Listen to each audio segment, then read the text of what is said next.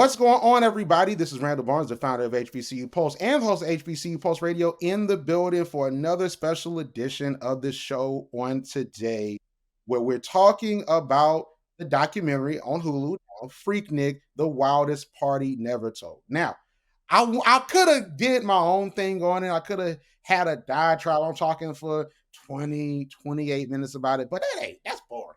I want to bring on one of my amazing writers for HBCU Pulse and Clutch Points, who wrote a review about Freaknik that was amazing. I have Miss Kiya Wimbush-Robinson, Virginia State University graduate, Norfolk State University masters. Like, she making it happen. Kiya, how you doing today? I'm good. Thank you so much for having me.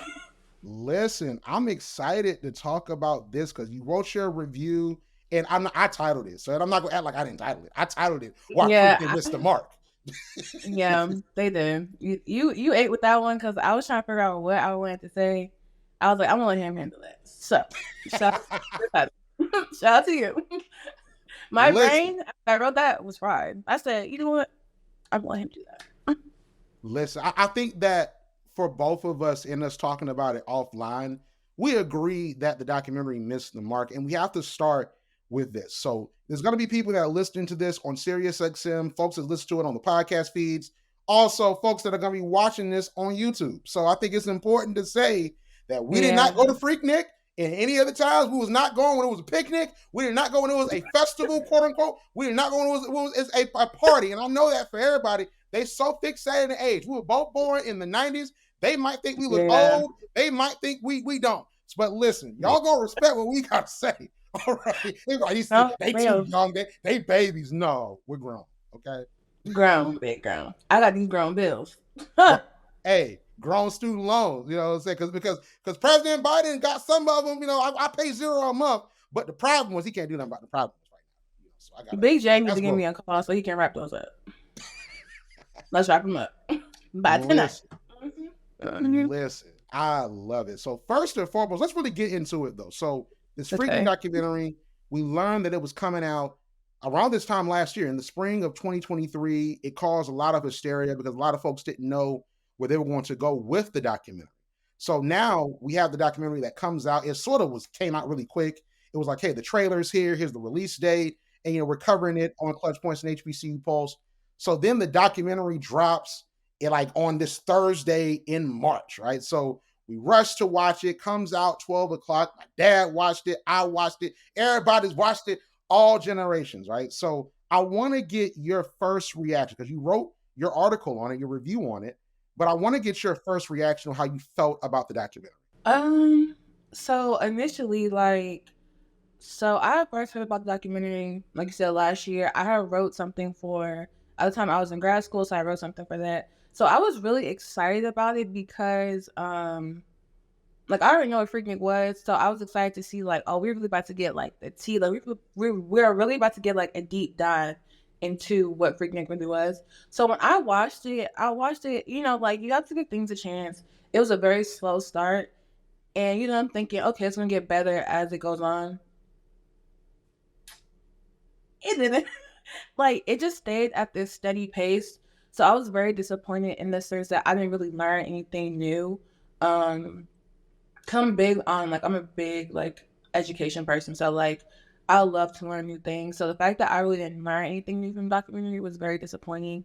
And I thought at some point during the documentary it's going to take a turn and we're really going to get into because it was so highly anticipated. They're about to be showing this. They're going to be showing that. We don't know what they're going to be showing. It was very lukewarm, if I could say that. It was very lukewarm. It wasn't what I thought it was going to be at all.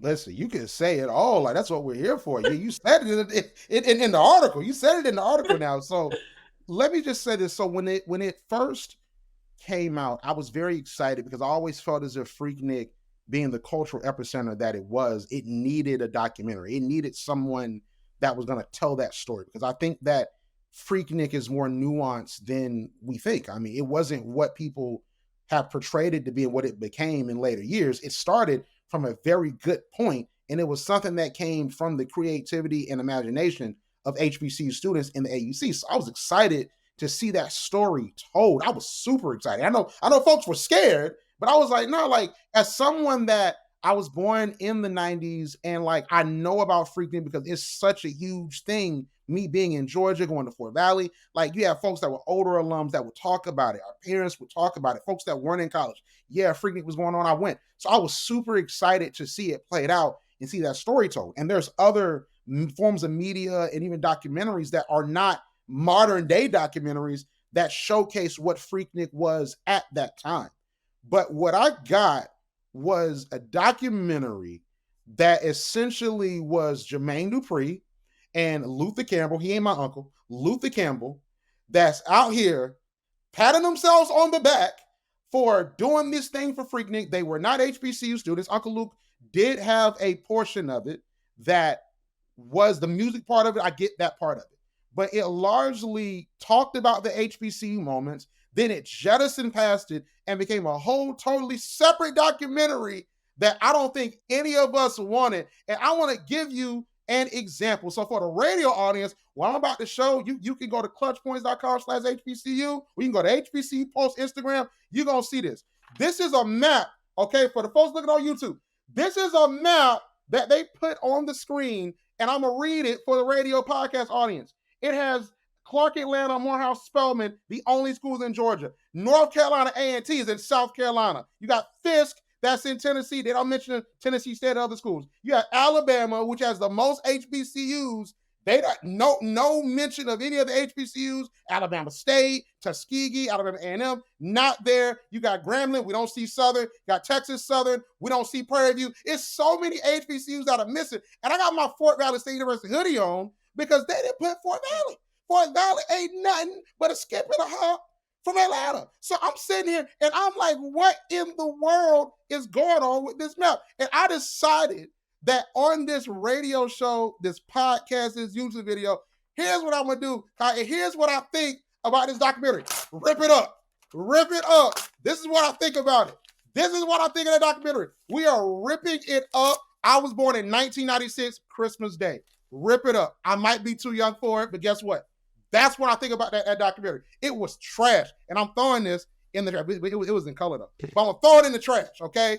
I will throw it in the trash, Kiya. That's how I feel about it. What you think, Kiya? I'm throwing it in the trash. Someone get my man a towel. Y'all got him. Y'all got him turned up. Y'all got him all the way turned up. But no, like, it's really, like, I feel like if we're going to... But honestly, with that being said, like, as weirdly as this may sound, that is a very accurate depiction of how people treat HBCUs today. And let me cook. Because we only hear about the same ones all the time.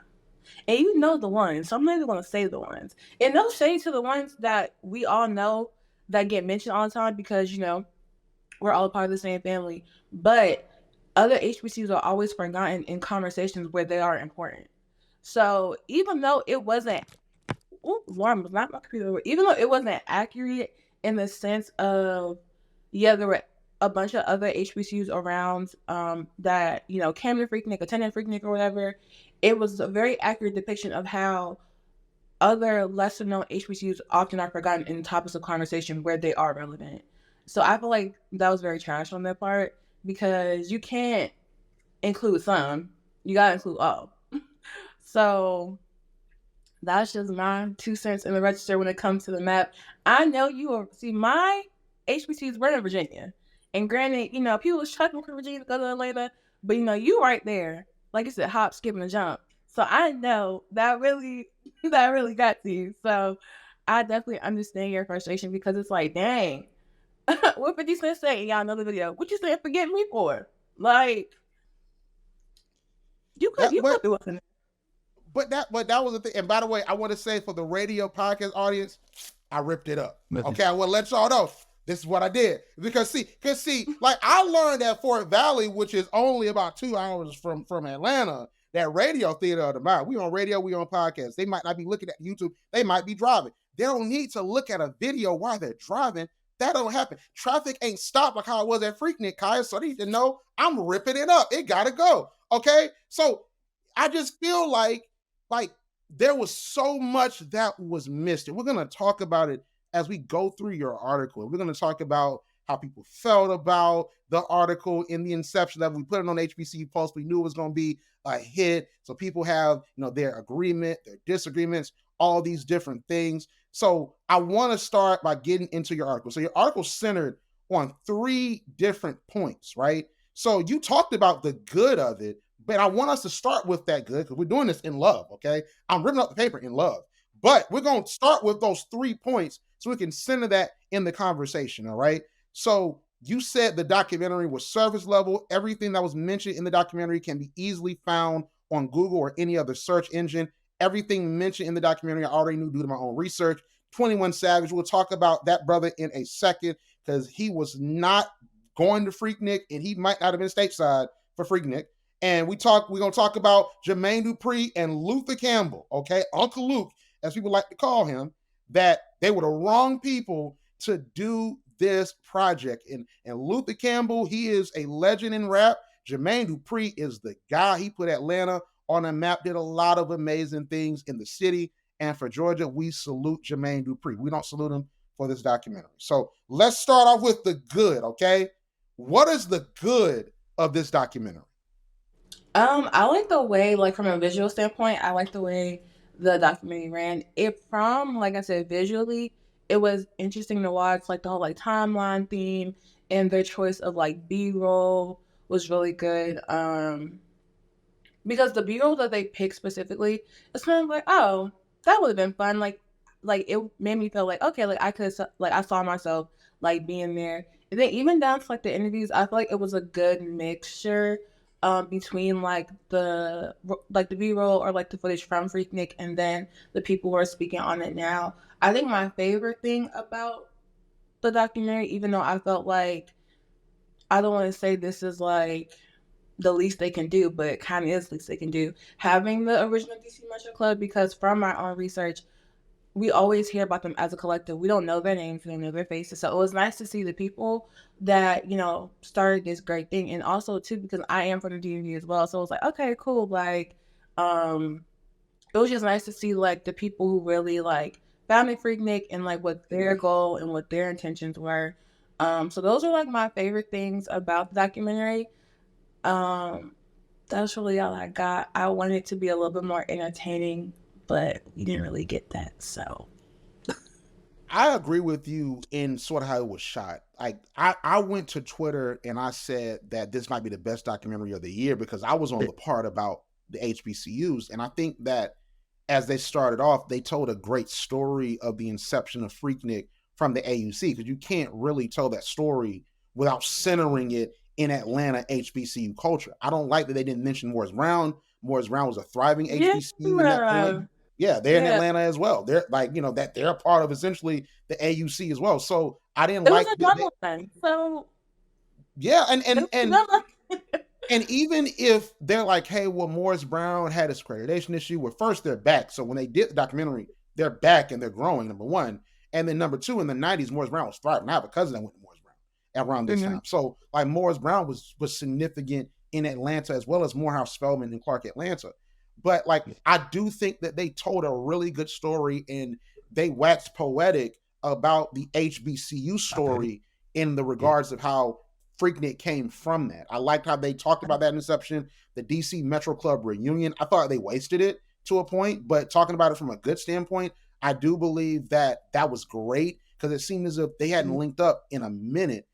But I just think that I wanted to see more of the good. I want to see more of the storytelling of how Freaknik became what it was. I wanted to see more of the good visuals because I think the editing from that first portion to then they go back in time, I thought that was beautiful. I even think throughout the documentary, just from a visual standpoint, it is amazing. It is amazingly edited because I know we both watched the True Life 1998 Freaknik episode that was on MTV back in 1998. We watched that, and that was a compelling documentary that I think covered Freaknik better than this documentary did. But that docuseries episode didn't look like this. If you give us that content with this editing and this budget, it would have definitely been the best documentary of the year, and it would have been ground shaking to a point. But I think that it looked amazing. I think that they had a nice variance of characters. I think Mark Lamont Hill being in it, him being the Morehouse man, I think that's something that was great. You had a historian, she was really good. I want to see more of her. So there were good elements of the documentary, as you said. But let's sort of get into what we didn't like. So I'm going to start off with this, and then we're going to go through your article. So my thing that I didn't like from the onset, especially with the map that we know is ripped up right now, got ripped up. Okay, for the folks that didn't know. But I feel as if you can't tell the full story of Freaknik without fully centering it in an HBCU context. Because if we look at that point in time, the DC Metro Club created it. Even when it spun into something different, it was still an HBCU event. It is great that Jalen Rose, the Fab Five, one of Black America's teams with Georgetown. Fab Five, they were the guys. He drove down. He bet some money, and he got some money to buy a car. Okay, he drove down to Freaknik. That's great. But I just think that it needed to be centered more in the HBCU life. And personally, me, I wanted to see more of the DC Metro Club because I think that they have more knowledge on the inner workings of it. And I didn't see, and this is what I came to in my research, I didn't see the whole entire thing of the switch over because Freaknik switched over because it was a picnic type of vibe that, if I'm not mistaken, Spellman was like, nah, y'all not going to be a part of this. And then they were forced to give it over to a party promoter. Then Freaknik became the Freaknik it became. Like, I want to go into that. How were they feeling at that point? Can we talk to some administrators from Spellman to see how they feel about it? Or Morehouse or Clark Atlanta if they were involved in it? How did parents feel? Can we talk to maybe some parents that might still be around that can talk about it? Can we talk to some folks that maybe regretted how they acted at that point in time and how they wouldn't want their kids to act the way they did? Yeah. Like, I feel like there were so many different stories and narratives that could have been told. But I want to start with your point here, Kiya, about how you said it was surface level. So why do you say that Freaknik, the Wildest Party Never Told, was surface level? I feel like it was surface level because, like, when I watch documentaries, I expect to get a deeper dive into whatever the subject matter is. So I expect to come out with more knowledge than I came in with. So the reason why I called it surface level is because, like, everything they talked about in the documentary, I knew already. And I knew that from just my own research for just wanting to know more about Freaknik from a school standpoint. Like I mentioned, that I wrote something about Freaknik when they first announced that the documentary was coming out. So it's like I didn't learn anything new. I actually know more that was mentioned than that was mentioned like in the documentary. Like, so Atlanta had like this, I can't remember exactly what it is, but it was held in Atlanta at that point when Freaknik was going on for like 90 plus years. And I think it was Freaknik 94 for like the first time in those 90 plus years, they canceled it because of Freaknik. I would have loved for them to put that little tidbit in there because most people don't know that. So I felt like it was very surface level because like these are just easily things like we can find on Google. And like I said, even the True Life documentary that came out in '98 had way more than what the documentary had, like what it had today. And I feel like too, for that documentary to take place in '98 to be more informational today when we're in the age of technology where there is more, access to things where we can gain more knowledge. So it's kind of like, that's why it was so disappointing because for it to be a 2024 documentary, it was giving 1998. So I feel that. And I want to go back to a point that I said, right? So this is the point I really wanted to see. And if they did, because I watched it before we hopped on here. So I'm not just saying this based on memory from last week. I watched it again.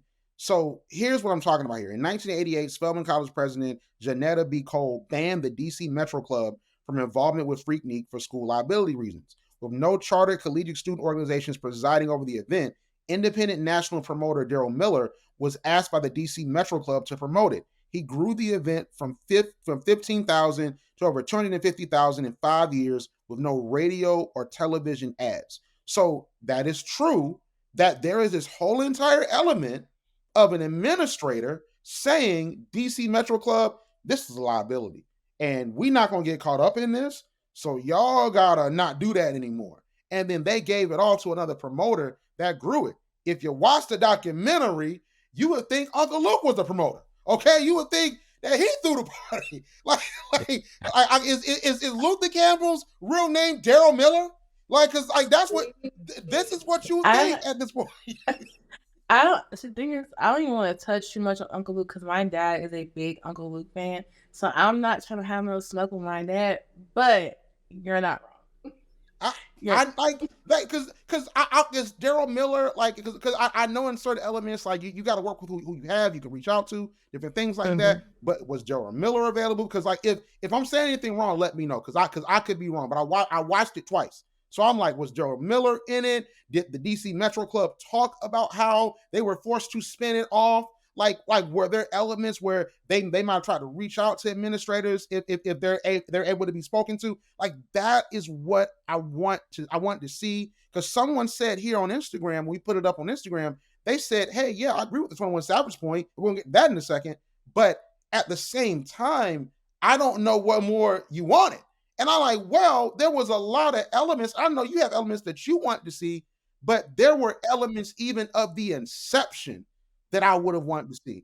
I'm someone that like we were around for pagers. We were around before the internet. We were around before MySpace and all these other things. We were around before Twitter and Facebook and TikTok. We were around for that. Just because we're not 30 doesn't mean we weren't around for that. Now, we didn't see the invention of the internet. We were too little to see that. We were around when folks only had 2 channels. We really had 3. You had ABC, you had NBC, and you had CBS, and you had PBS. That's like 5. You had PBS, you had PBS Kids. We were around for that, Kiya. So like this whole entire thing of like, oh, well, y'all are too young. Y'all don't really know what's going on. I'm not saying that Gen Z or millennials were a part of Freaknik. I'm not doing a generation thing. What I am saying is that we were around to know the impact of it before a documentary was there.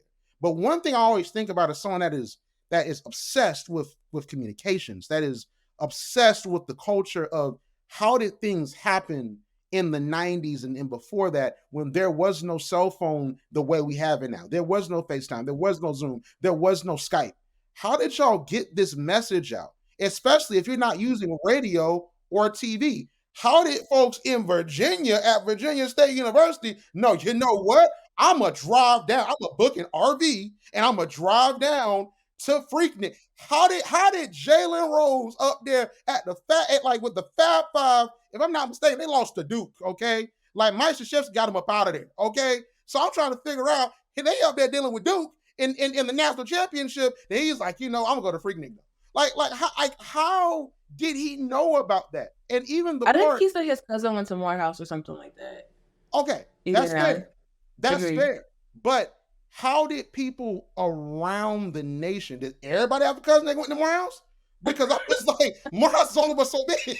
The AUC only was so big. Like, so it's like, how many cousins? I know we all related, quote unquote, in some way, but like, how everybody know? Without no radio promotion, magazine promotion, then only a mention in a different world where the folks watching might have thought, they just talking. That's a made up party. Like how would they have known? Like, I would have loved to have seen that explore, because I think that would have been a great method of like communication. But like, what are some things based on like how people are saying, oh, what would you want to see? What are some things that you would have wanted to see based on you saying that everything was surface level and also that you can research everything on Google and they didn't give any new information? Definitely from like, I personally think like DC Metro Club should have more time. I honestly feel like the documentary should have been longer. Let's start there. It was an hour, 20 minutes? It definitely could have been longer. Definitely wanted a more point of view from the DC Metro Club, and I think I even wrote in some questions like that I had. I wanted to see like, how did they start the DC Metro Club? Of course, being from all different places in Atlanta, of course. What were some? I forgot the other questions that I wrote in there. It was something along the lines of, how like explaining on their feelings like once it got to the real Freaknik that everyone knows like so much about. I know one of the founders of Freaknik, she mentioned that once it got to a very like, once it got to a certain point, dealing with like a certain situation, that she no longer wants to associate herself with Freaknik. So it was just her. So I wanted to hear that like from everyone. Like, how did everyone feel? Like, some people might have felt like, oh, it is what it is. Like, it's not what we started, but this is cool too. And some people were probably like, oh, like, I don't want this at all. So just getting more of that. What else? Like, definitely going more into, I would love to see more, like, yeah, they touched on like the musical aspect of it. Definitely was love to see like more people who performed during Freaknik. And then also, you mentioned like the whole like a different world. It wasn't just a different world. I remember seeing it on Sister Sister. I remember I think seeing it on Moesha and like a couple other shows. So like including those two, because those are shows that like we grew up watching. So like that's a big part of the reason why I know like what Freaknik is, because I saw it on Super Sister, I saw it on Alicia, so it's like y'all could have put them in there too. It would have added like something nice to it, but I think that with me saying it was surface level, I felt like they really could have done a little bit more of a deeper dive. Like you can only go but so deep, but they could have went a little bit deeper. I don't want it to seem like I'm saying they had to go like super duper deep, because like it's Freaknik. There's only so much information you can cover, but they could have definitely went in like a little bit more.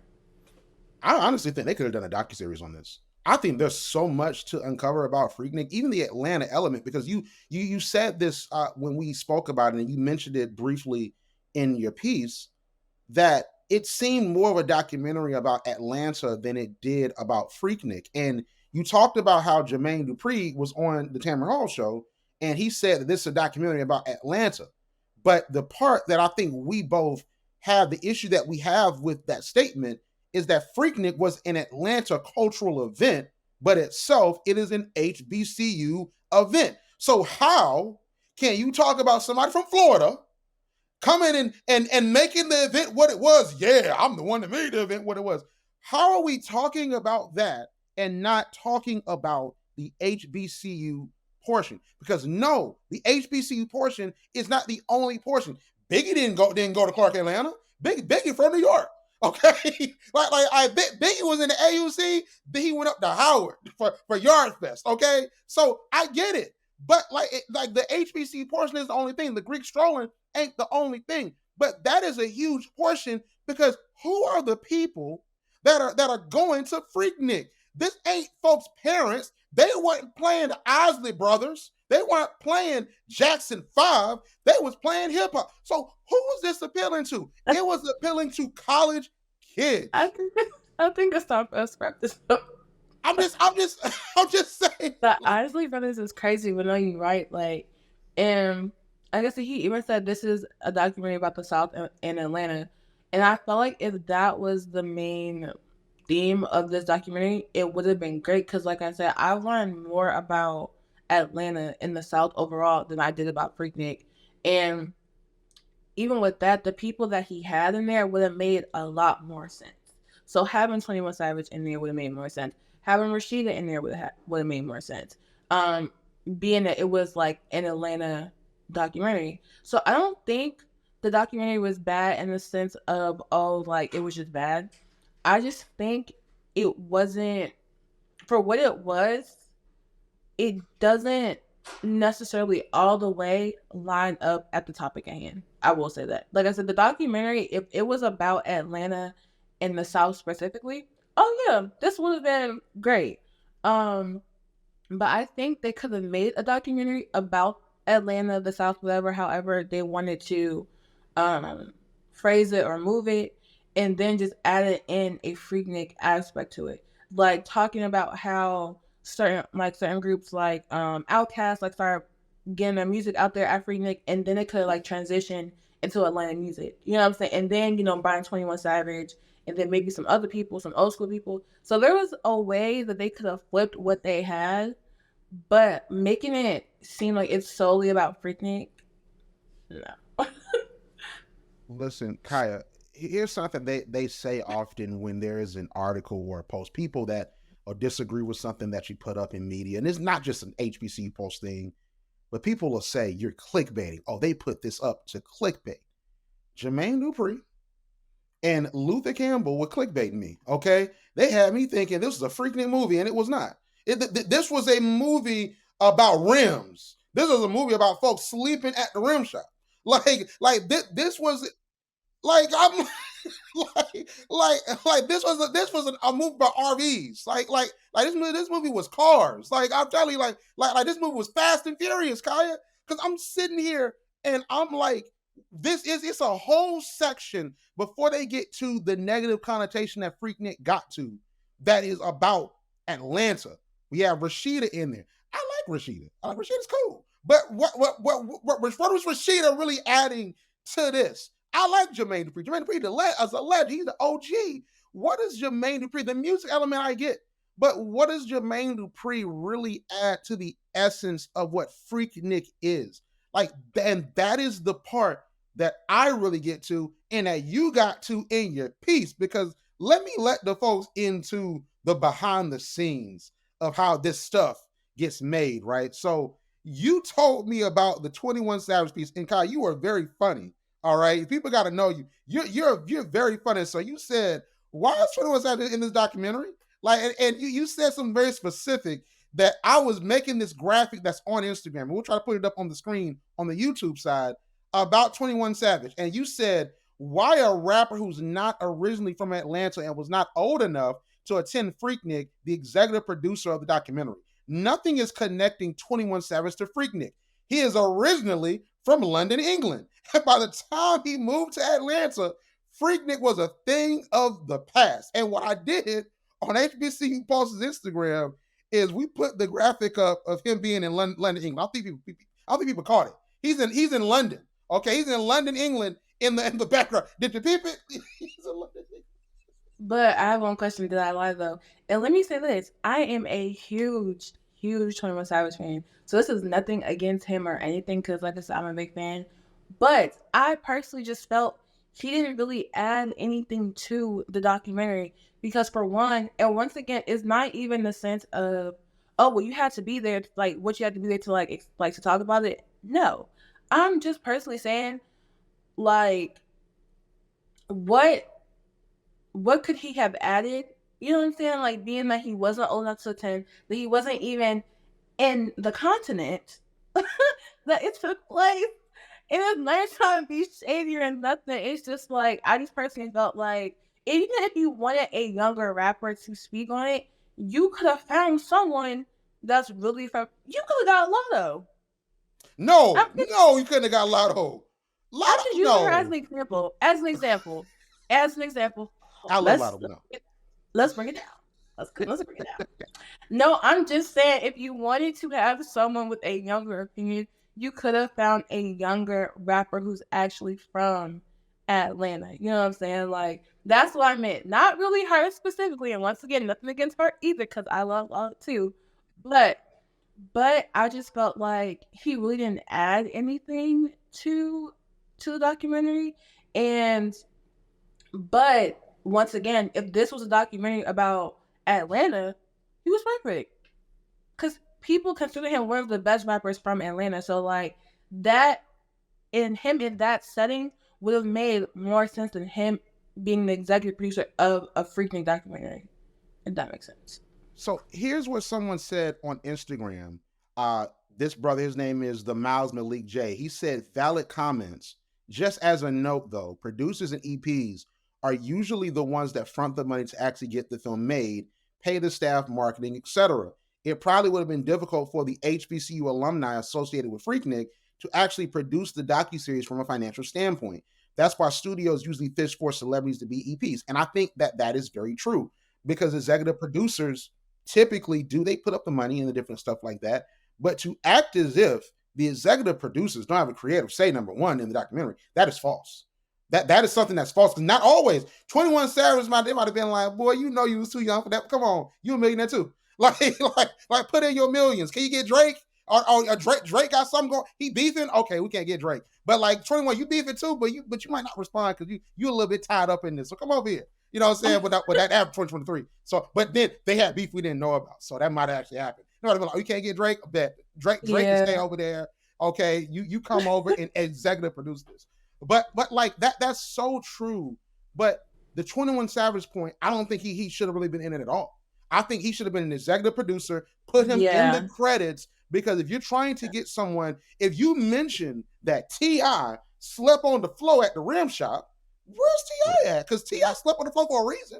Like, you know what I'm saying? Exactly. You know what I'm saying? Like, you could have got T.I., you could have got some more people. And the person who said that comment is absolutely right, but very much valid. You know, executive producers, they put up the money, but while I see more of you than the people that's about, that's when it becomes a problem. That's where my problem lies. I have no problem with someone being an executive producer, because, you know, people need a platform to tell their stories. But at the same time, if that's really the case, I shouldn't see more of you than the people that it's really about. You know what I'm saying? Like, and not saying they shouldn't have been in it at all, because of course they were there telling it from like the music perspective. But once you get into like other things, it's kind of like, okay, I feel like there's someone more equipped to answer this, but to speak on this. You know, so that person had a valid point. But I just felt like I said, it really wasn't about him being a producer. Now that I'm really like, they do make a valid point, but he really shouldn't have been in it. Like I said, and no shade 21, I'm a big fan.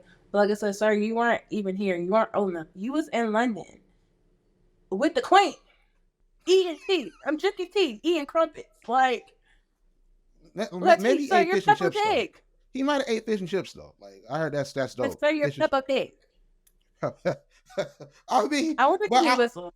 But we have to put in here, and y'all, we're just joking, that maybe 21 Savage is a little bit tied up because they got beef right now. Like 21 Savage, he can't really do too much because he might be like, you know, let me put some money on this HBCU, non-HBCU movie. And because I can't really put no money in music right now, because if I put some music out, they gonna think I'm supposed to diss Metro Boomin. So like Metro Boomin, my boy. So it's like maybe I should be a film producer and get made. My name is T. It ain't got nothing to do with me. That's between you and Canada Barbie. This is such a 90s baby conversation. They're gonna be like, why these young whippersnappers talking about this? No, for real, like, right. But that is sort of like the thing though. I think I like the interpretation of, we do Freaknik parties and different things like that, and like the Greeks say, hey, Freaknik with a Q on it, like, or different stuff like that. But like the 90s generation, we're very inspired by the 90s, even though a lot of us were young in that generation, because the oldest person in that generation would at that point of the 2000s be 10, which they would have seen pretty much. They're still children. And for us, I was born in 96, so I was born, Chris was 96, so going into the 2000s, I was like, I think 3. So like I understand where it's like, oh, I was 2. You were 2. Yeah, so like so a lot of what the early 2010s was in high school, a lot of even what college was for us, was bringing back the Gumby phase, listening to Tupac, like listening to Biggie, like bringing back the discussion of Tupac versus Biggie. Is Jay-Z really the GOAT? Like, we had this infatuation with the 90s even more than the 2000s, and now you see a lot of the folks that are like my brother's age, they're in high school, they're having 2000s days. They're dressing in oversized jerseys and baggy tees and jorts. Like they're doing that, like how we did with the Gumby phase and the do-rags and the Jordans. So we have this loyalty in our generation to the 90s. But I want to read this comment, and I want to read it in this totality, because we don't run from the smoke, and we're not going to internalize. I just got out of therapy. We're not going to internalize what's said here, okay? We went to therapy, okay? Coping mechanisms, okay? So this person, Partisi, said the writer's criticism is shallow. Plenty of people produce movies or documentaries with historical references that they weren't allowed to witness. First and foremost, sir, is this World War II or is this the 90s? Like, is this the Revolutionary War? Is this World War I? Like, is this even the Iraq War at this point? Like, come on. First and foremost, okay? But I got you. Okay, we're gonna keep going shallow. We're gonna keep going. Okay. If you are alive and of age in that era, you would know that Luke and Jermaine Dupri pretty much laid the soundtrack of the Freaknik era. And I think what we found out, Kiya, is that he is correct because Luther Campbell's real name is Gerald Miller. Okay? We found that out. You're funny. You're so funny. But he's not wrong, but once again, it's more than just laying the soundtrack to, because Freaknik was so much more than the music. There's like, Freaknik was this multifaceted thing. Like, it was a time for Black young college students to come together, have fun during spring break. So yeah, they laid down the track or whatever. Cool, that's fine. No one's trying to take that away from them. But all I'm saying is, I'm gonna get deep since I'm shallow. I'm gonna get deep. All I'm saying is, we could have built something on top of that. We could have really like made it bigger than what it was. Like I said, like expanding on what they said, and that's not a shallow take. It's simply saying, yeah, this is cool, but you could expand it just a little bit more. You know, people are like, what do you mean by that? I was like, what do you mean by that? Like, we could have, like, they really could have, like, opened this way more than they did. And that's literally all I'm saying. No one's saying that it's like, oh, it's so terrible. No. All I'm simply saying is that it really could have been a whole lot more than what it was. And he said this here at the last point of, he said, lastly, he had a whole point. He had a whole, he should have did the response like I do the State of the Union. You have the State of the Union, the majority party, then the other party's response. He should have just did that. I mean, he should watch this video, send it to me. I'll probably put it up. Okay. Lastly, although it was started by college students, what Freaknik turned into went way beyond a college function, which I will say this, he is not wrong, but we gotta talk about the inception, and we have to talk about what it turned into, because what it turned into was something that was untenable. What it turned into was old people preying on those students that were there, because it was still very much a college function. Let's not get that twisted. It didn't turn into Essence Fest, okay? It didn't turn into Tom Joyner's family reunion. All of a sudden, I know it was for college students, but now the Tom Joyner Fantastic Voyage. No, it didn't turn into that. It was still essentially Black college spring break weekend. So, like, that's the part, even in this context, where a lot of people are saying, yes, it did. Yes, Biggie came. Yes, Outkast music was spread. Yes, a lot of folks listened to Atlanta music when they were there, and they took it back to Louisiana, to Virginia, to North Carolina A&T, and South Carolina. Okay, like they took it a lot of different places. That's what the map showed me. It took it a lot of different places. But I get that. That's very important. That has its place. And I'm not saying it has to be an HBCU documentary, because I'll say this real quick too. I like how they talked about the sort of the demise of Freaknik. They could have went deeper, but they talked about something that I know you said you didn't know and I didn't know, that T-Pain had the trademark to Freaknik, and then someone bought it and they're trying to do Freaknik now, and they're saying, well, that's never going to be Freaknik. That was amazing. I love that part at the end. But I just think that you can tell a richer story, not focused on what people are wearing, from folks that did not go to HBCUs, focus on Jalen Rose drove down because my cousin from Morris told me about it. There was so much more that you could have showed, at least in that opening part. That's why I think it could have been a docuseries. You could have did a 3-part, 4-part docuseries. You could have done the inception of what it was. Then you talk about how it turned into what it became in the early 90s. You can talk about the rappers that embraced it. Bring in Jermaine Dupri and Uncle Luke. Then do a whole entire episode about the demise of Freaknik and what it turned into, because you even say here, you said that essentially there was a woman that was in the documentary, that they put in the documentary, that said, they asked if she was coming back to Freaknik, and she said no. And there was a huge element of that. And I want to say this, and I'm going to put this for the podcast, for the YouTube, and that's not going to be for the radio. For me, if you are going to talk about this, if you're going to talk about sexual agency, if you're going to talk about, oh, the women had the discretion to choose who they wanted and all those different things, I just personally believe we have to talk about when that changed. We have to talk about when that turned, and we have to admonish that, because that's something that's the reason why Freaknik don't exist anymore, because it turned into that, since we want to talk about, we're shallow, we weren't there, and it became bigger than a college event. So since it became bigger than a college event, sir, God bless you. Tell me why. Okay, that's what I really want. Yeah, because honestly, I feel like, and that was one of my biggest criticisms too, was like once we get into the real reason why Freaknik ended, I feel like they kind of like glazed past that fact.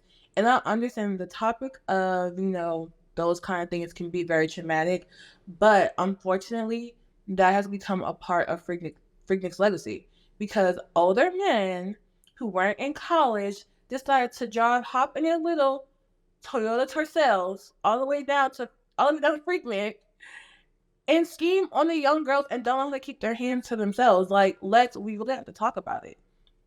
Just as much as Freaknik was some great memories for some people, they were terrible memories for other people. People, were touched and they didn't want to be. Like, you know what I'm saying? Like, we have to really call a spade a spade. We can't just say, oh, Freaknik was such a great time, da da da. Yeah, it was. But it was also a bad time for people. And we even saw that to the lady who said she got pulled out her card. And God knows what would have happened to her if someone ain't screaming police. And she's not the only one. Just imagine the hundreds or thousands of young women and quite frankly young men as well who got taken advantage of during this fun time. So we have to be open and honest, say, yeah, like, even though it's a difficult conversation to have, this is what happened. And ultimately, that's what led to the demise of Freaknik. And I felt like them talking more about the traffic issues in Atlanta, no one cares. There's traffic everywhere. I was in traffic on my way here. No one cares. Like, no one really cares about that. Like, talk about the importance of. So it's like, if you're going to make a documentary, you have to, especially when Freaknik is a topic, you have to put everything on the floor. Like, this is what happened, and this is what led to the end of Freaknik. Because ultimately, it's because people don't know how to keep their hands to themselves, and things got out of control. Hey, listen, I love how you keep putting Lotto in this conversation. Because Lotto young. I love her. Like, I really love her. Like Lotto heard about Freaknik from us at this point. I love her, but she's just like someone like for reference. Like, but I love her. Like, yeah. But it's just like ultimately, like, you have to be. You can't tell a half truth. Man, listen, I'm gonna tell you why I love. Here's what they should have put in. Talking about Lotto. They should have put in Almaretta to tell folks that since it grew to such a big event, all these folks are from Atlanta, okay? Exactly. All these folks are from Atlanta. Could have been on the soundtrack. Like, it's on the soundtrack. We're not going that. This isn't a feature film.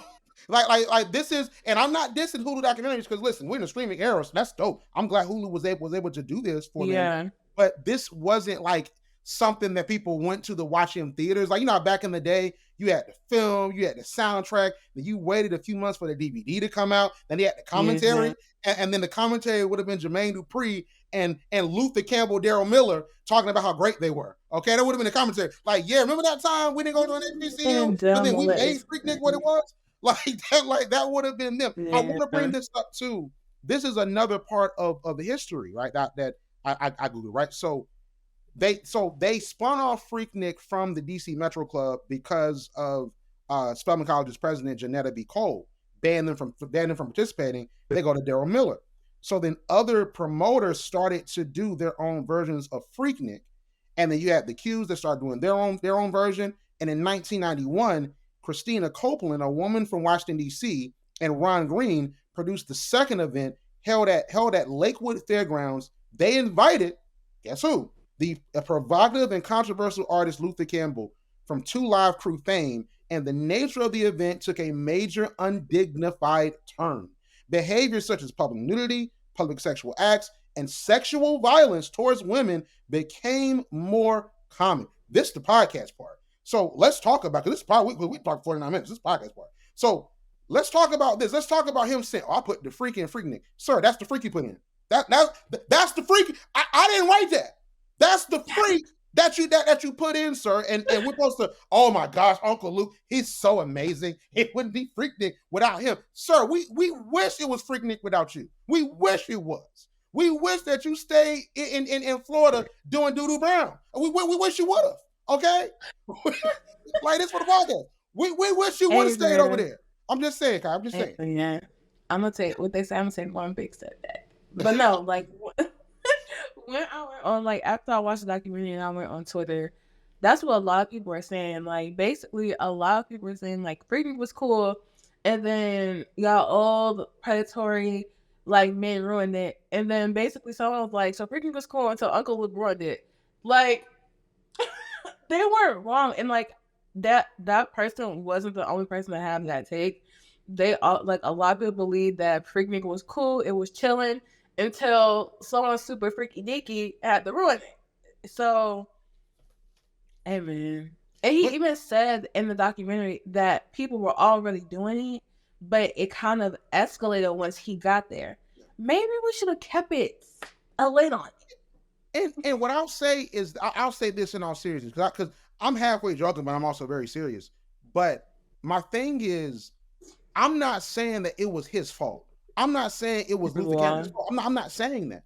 Like, I'm not saying he decided, oh, I'm going to be a part of Freaknik, and then everything got debaucherous. But what I'm saying is that for that to be a portion of the documentary, because you're executive producing, let's talk about the example that they put up. That's correct. Let's say he's putting up the money and there were other producers that were more creatively involved within it. Okay, so you're putting up the money, so we can't talk about the fact that you ruined it. We can't talk about the fact that you being added to it escalated this level of debauchery because of the music that they low-key talk about, but they don't talk about because they're too busy patting them on the back. Good job, Luke, you paid for the soundtrack. Like, that's the part of it that I really don't like, that we can't atone for. We have someone that said this is silly. Executive producers, finance the project. If you wanted HBCU alums to speak at the project, they could have ponied up. So Will Packer couldn't pony it up. Will Packer could not have ponied up. Taraji couldn't have ponied up. Tom Joyner couldn't have ponied up. Like we couldn't have gotten some people that were HBCU folks that are millionaires. Oprah couldn't have ponied up. I know people don't want to hear that, but Oprah couldn't have ponied up. Like we could have went and talked. We could have sent some letters, Kai. They could have talked to us. We could have wrote some fundraising letters. And then someone what was like, well, hey, like if you don't like it, what's stopping them from making their own documentary? So who said we're not? We're not right now. Exactly. You don't know what we're doing. You don't know our life. You don't know. Did you know we were doing this video? You don't know us. Did you know we're doing this podcast? Like, you don't know us. And everyone has like entitled to their own opinions, but at the end of the day, what I will say is that because Jermaine Dupri even said this is a documentary about the South in Atlanta, cool. And if that was his intention, he executed it perfectly. But you can't say, oh, this is about the South in Atlanta and then throw Freaknik's name on it. That's literally all I'm saying.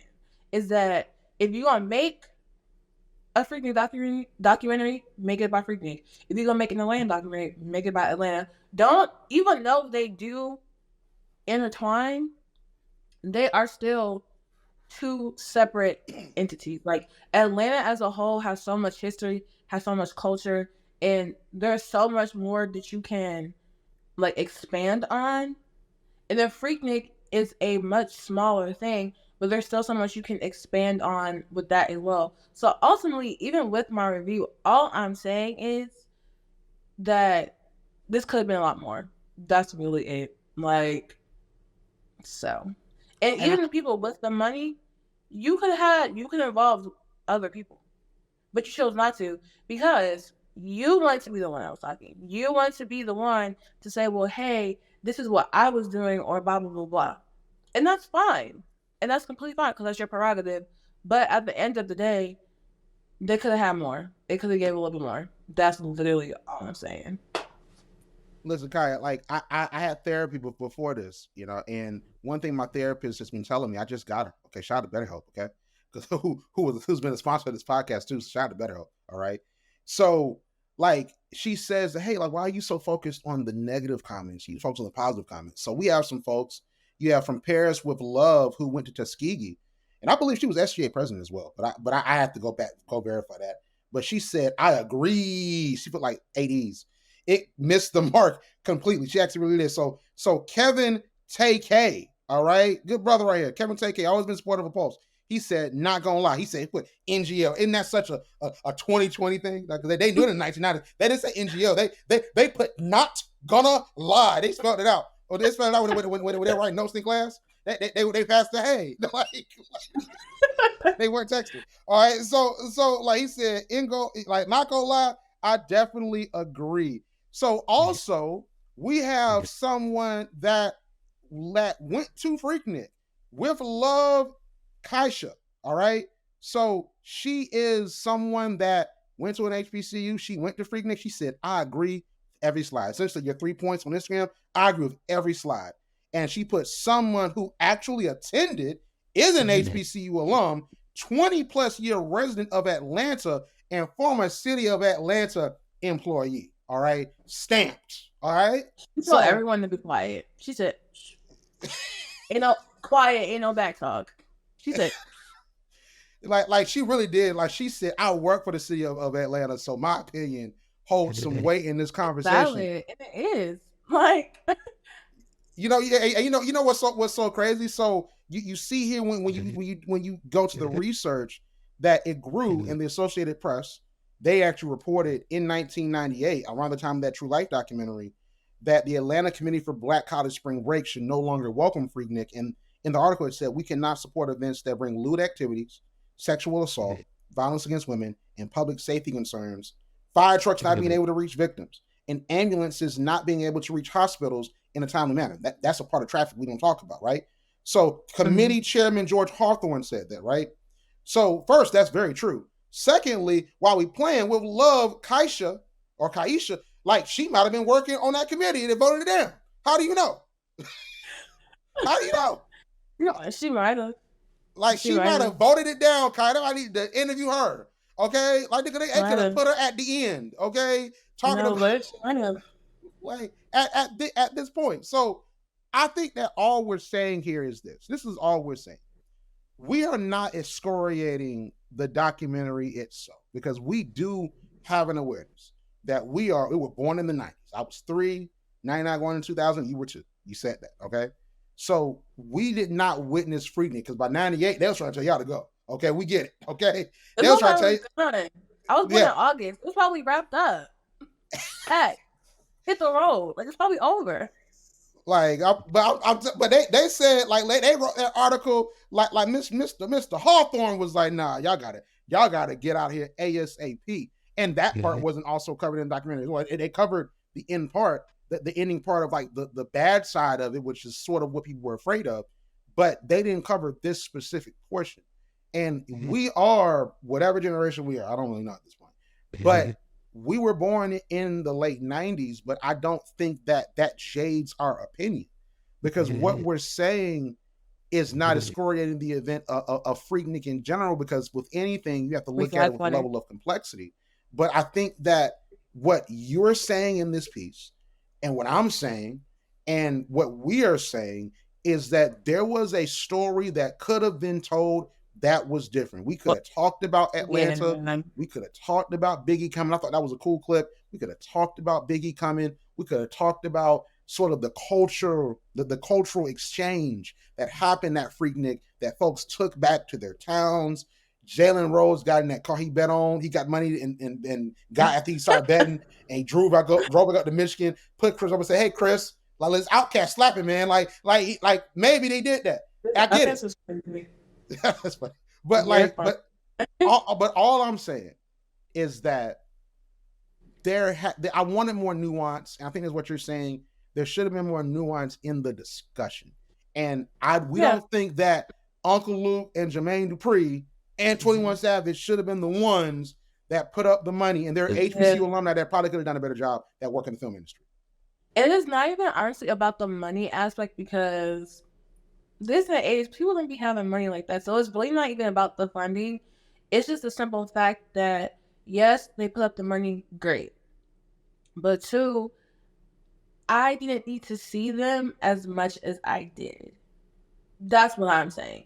Is that, we appreciate them putting up the money, ultimately telling a story.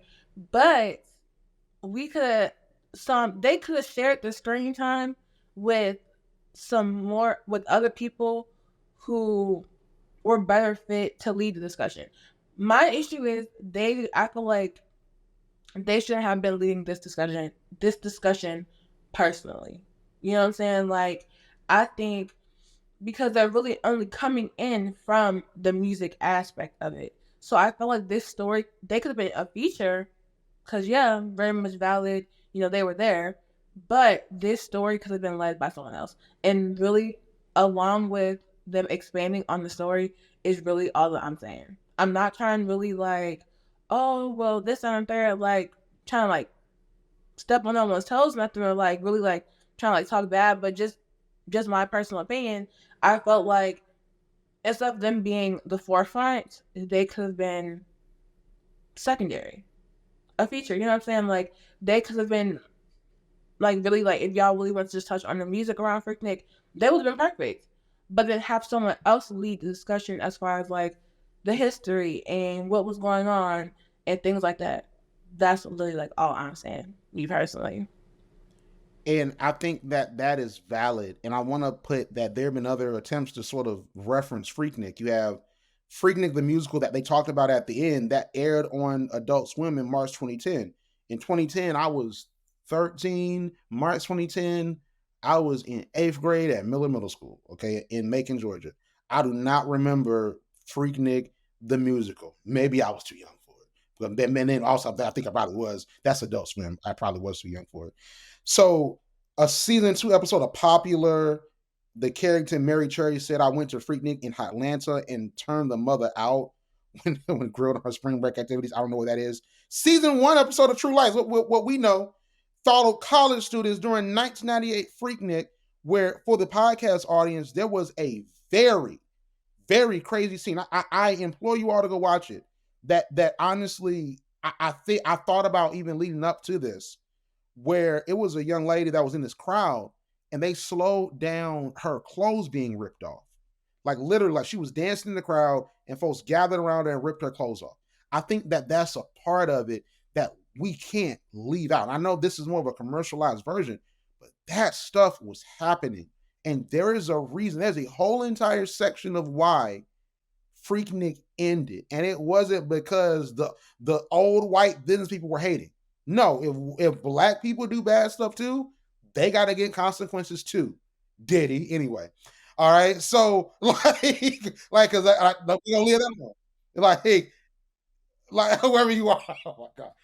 Because I want to say that Uncle Luke was dropping a conspiracy theory about that. And I was like, this is the same Uncle Luke that run Freaknik. Be quiet. Like it's the same. This the same one, sir. Because they tried to bring him back. Do you know that they tried to bring this man back in 2019? And they talked about it in the documentary. In 2019, all right, that the guy got the Freaknik trademark from, I guess, Adult Swim and Warner. I guess that was still Warner Media because it's Warner Discovery now. They got the trademark back. The guy got the trademark. And in 2019, he wanted to do a Freaknik hip hop and R&B festival. So he was like, you know what? I'm going to contact Luther Campbell. I'm going to contact Juvenile to spearhead a Freaknik theme concert. All right. And I'm reading this from somewhere, but they brought them back because they wanted the man that did back that thing up and the man that did Doo-Doo Brown to come turn up the city once again. But he forgot. This ain't 1995. This 2019. We get you up out of here. All right. And it didn't work out. Yo, you're funny. I'm just giving you the history that they ain't giving in the Hulu documentary. You don't know. They don't know what we're gonna do, Kai. Because we might mess around. DC Metro Club might have a DM by the end of this episode. Exactly. Okay. They said, since y'all got your degrees and you know everything, where's your movie? And they don't know what we cook it up at Clutch Points. They don't know. Actually, all right? They don't know. They don't know the video team we got, Kaya. Exactly. Don't know nothing. Coming soon. Yes. Did you coming soon? Like coming soon. Oh my gosh. But overall, okay, so I want to get just your final thoughts on the Freaknik documentary. And I want you also to give the documentary a rating, because in your review, you didn't give it a rating. And we're gonna do 1 to 10. All right. We're gonna do 1 to 10. Lee. Keith Lee. We're gonna do 1 to 10, Kaya. So I want you to give your final thoughts on the documentary Freaknik, The Wildest Party Never Told, available now on Hulu. Go watch it. But give 1 to 10 how you felt about it. I'm gonna give it like a solid 5, and I'm gonna tell you why I give it a 5. Because it was not terrible. It just wasn't what I was expecting, and it wasn't what I envisioned for a Freaknik documentary. Like I said, and I'll say this again, if this was a documentary about the city of Atlanta, would have pushed it to like a smooth 8. But because Freaknik is the quote-unquote theme, I'm gonna give it a 5. Because there were so many more things they could have touched on that they should have touched on that they didn't, which is why I'll give it a 5. Once again, this is not to bash anyone. This is just simply my unprofessional professional opinion as an HBCU student, as someone who works in media. They really could have just expanded on the story of Freaknik more, and then also incorporated other people from the HBCU space. So that's really just like my final thoughts. It wasn't terrible. It just could have been a lot more simple. I think that's valid. If you give it a 5, I'm gonna give it a 3. 3 out of 10. I mean, I knew you were gonna say 3. Well, how'd you know? Because based on our like other conversations off of this, you were not playing. Yeah, I wasn't.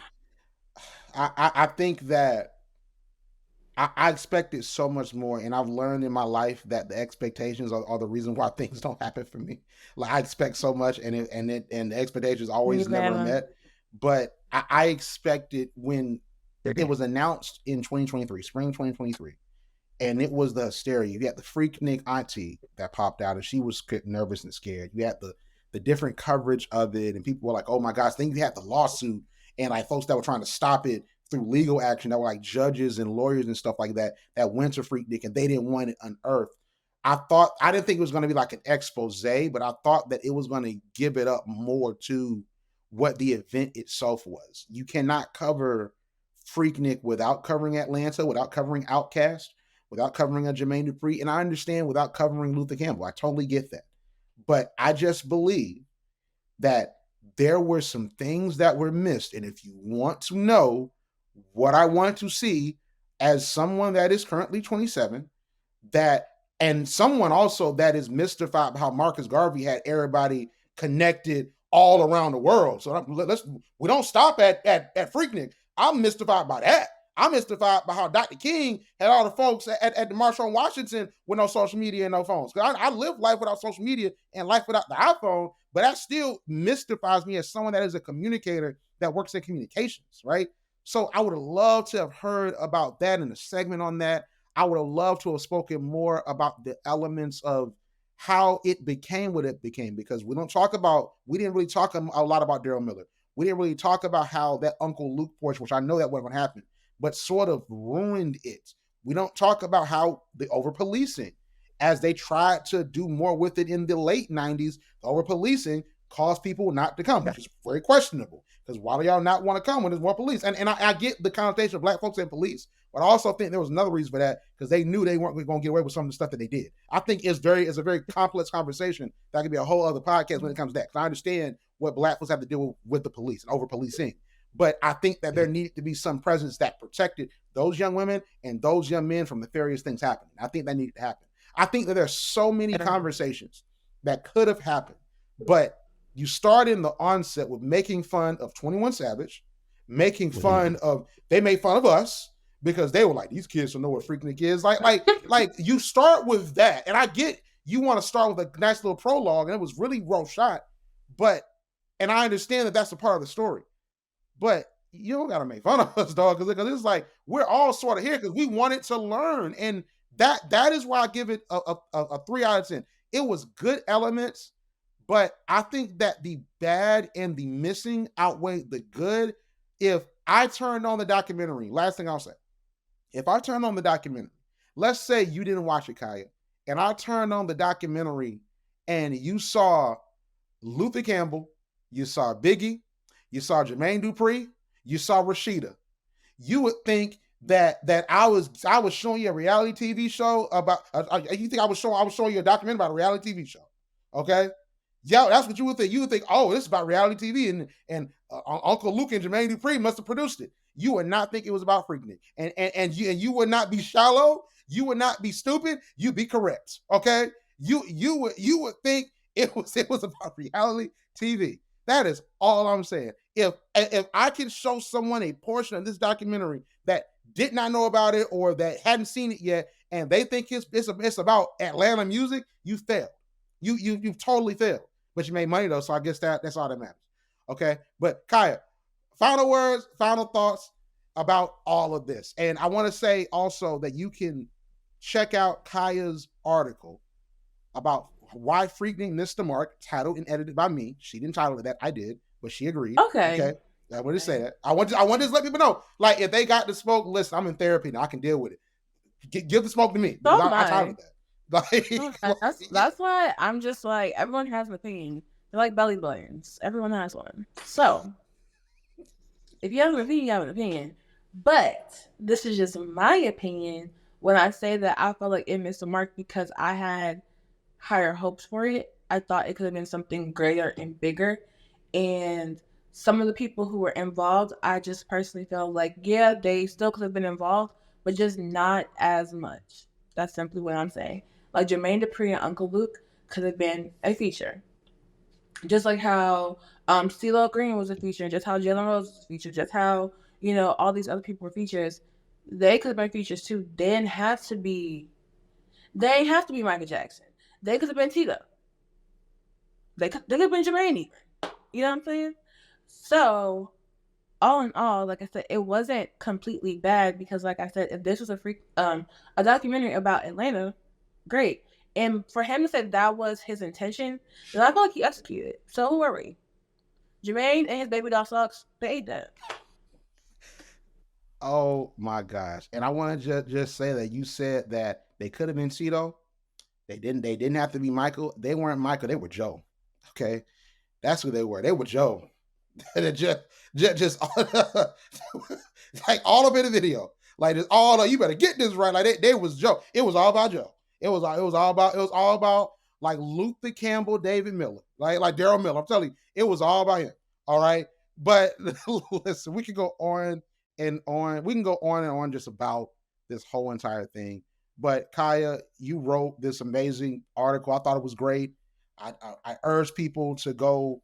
Just go read it. It's called Freaknik. It's called Why Freaknik Missed the Mark. Why Freaknik, the wildest story. It's called Why Freaknik, the Wildest Party Never Told, Missed the Mark. It's a good editorial. It's not too long. It's very entertaining, but you will probably pause and laugh at 21 Savage Park. It was very funny. But go check it out. I thought it went way more, but I didn't because I didn't want it to be super long because I had way more to say. But just wanted to get like my three points. But yeah. You did an amazing job on it. So where can we find you on social media? And also, I want to see what you're going to say. Like, how can we find your writing? So I am Kiya on Fire with 3 A's. So KIY on Fire, FIY on Instagram, Twitter, TikTok, YouTube. I'm coming back to YouTube. And if you want to find my writing, you already know. You got to check in with HBCU Pulse on Clutch Points. Period. I love it. I love it. You listen to HBCU Pulse Radio. Like what you hear? Yeah. Subscribe to HBCU Pulse Radio on Apple Podcasts, Spotify, or wherever you get your podcasts. Also, head to HBCUPulse.com to stay up to date on what's going on in the HBCU community. Thank you for listening to HBCU Pulse Radio.